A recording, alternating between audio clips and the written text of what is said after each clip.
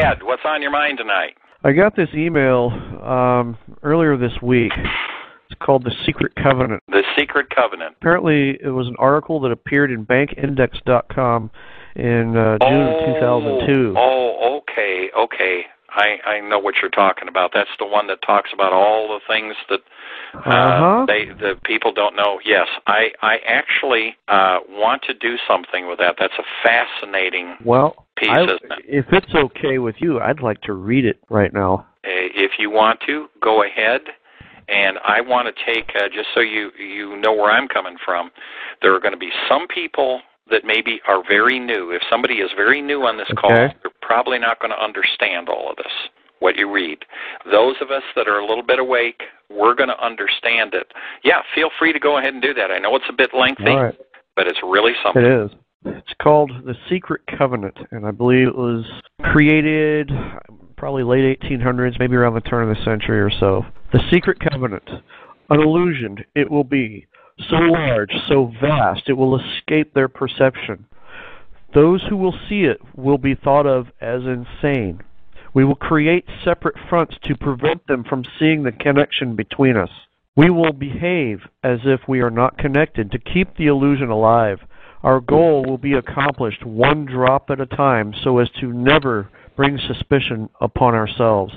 This will also prevent them from seeing the changes as they occur. We will always stand above the relative field of their experience, for we know the secrets of the Absolute. We will work together always and remain bound by blood and secrecy. Death will come to he who speaks. We will keep their lifespan short and their minds weak while pretending to do the opposite. We will use our knowledge of science and technology in subtle ways so they will never see what is happening. We will use soft metals, aging accelerators, and sedatives in food and water, also in the air. They will be blanketed by poisons everywhere they turn. The soft metals will cause them to lose their minds. We will promise to find a cure for our many fronts, yet we will feed them more poison. The poisons will be absorbed through their skin and mouths. They will destroy their minds and reproductive systems. From all this, their children will be born dead, and we will conceal this information. The poisons will be hidden in everything that surrounds them, in what they drink, eat, breathe, and wear. We must be ingenious in dispensing the poisons, for they can see far. We will teach them that poisons are good, with fun images and musical tones. Those they look up to will help. We will enlist them to push our poisons. They will see our products being used in film and will grow accustomed to them and will never know their true effect. When they give birth, we will inject poisons into the blood of their children and convince them it's for their help. We will start early on when their minds are young. We will target their children with what children love most, sweet things. When their teeth decay, we will fill them with metals that will kill their mind and steal their future. When their ability to learn has been affected, we will create medicine that will make them sicker and cause other diseases, for which we will create yet more medicine. We will render them docile and weak before us by our power. They will grow depressed, slow, obese, and then they come to us for help. We will give them more poison. We will focus their attention towards money and material goods so they may never connect with their inner self. We will distract them with fornication, external pleasures, and games so they may never be one with the oneness of it all. Their minds will belong to us. They will do as we say. If they refuse, we shall find ways to implement mind-altering technology into their lives. We will use fear as our weapon. We will establish their governments, establish opposites within. We will own both sides. We will always hide our objective but carry out our plan. They will perform the labor for us, and we shall prosper from their toil. Our families will never mix with theirs. Our blood must be pure always, for it is the way. We will make them kill each other when it suits us. We will keep them separated from the oneness by dogma and religion. We will control all aspects of their lives and tell them what to think and how. We will guide them kindly and gently, letting them think they are guiding themselves. We will foment animosity between them through our factions. When When a light shall shine among them, we shall extinguish it by ridicule or death. We will make them rip each other's hearts apart and kill their own children. We will accomplish this by using hate as our ally, anger as our friend. The hate will blind them totally, and never shall they see that from their conflicts we emerge as their rulers. They will be busy killing each other. They will bathe in their own blood and kill their neighbors for as long as we see fit. We will benefit greatly from this, for they will not see us, for they cannot see us. We will continue to prosper from their wars and their deaths. We shall repeat this over and over until ultimate goal is accomplished. We will continue to make them live in fear and anger through images and sounds. We will use all the tools we have to accomplish this. The tools will be provided by their labor. We will make them hate themselves and their neighbors. We will always hide the divine truth from them, that we are all one. This they must never know.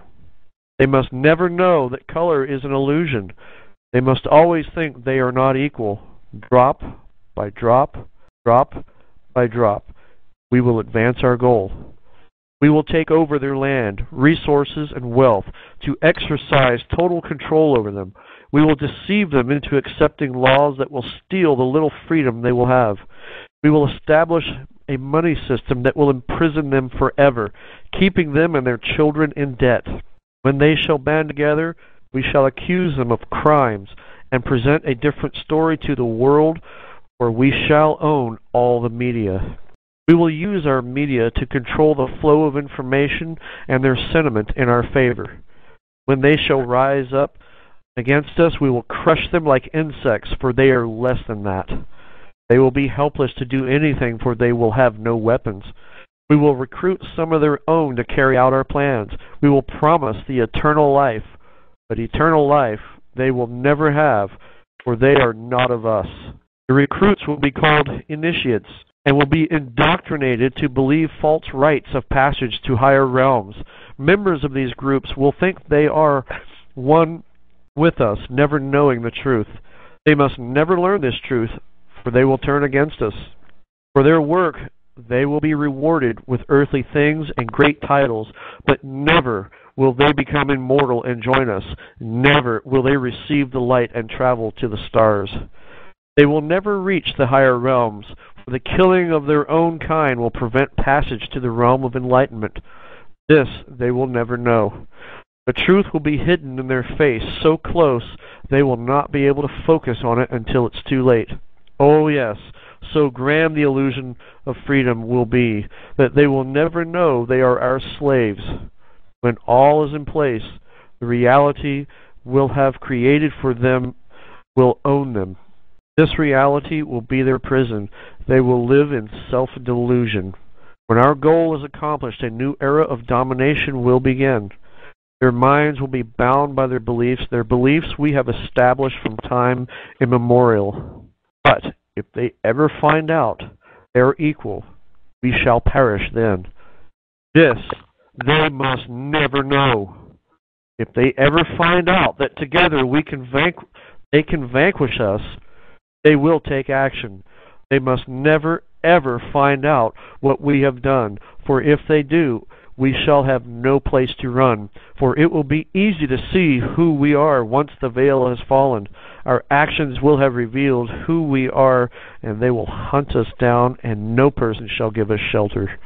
This is the secret covenant by which we shall live the rest of our present and future lives, for this reality will transcend many generations and lifespans. This covenant is sealed by blood, our blood. We, the ones who from heaven to earth came. This covenant must never, ever be known to exist. It must never, ever be written or spoken of, for it is the consciousness it will spawn will release the fury of the prime creator upon us, and we shall be cast to the depths from whence we came and remain there until the end of infinity itself.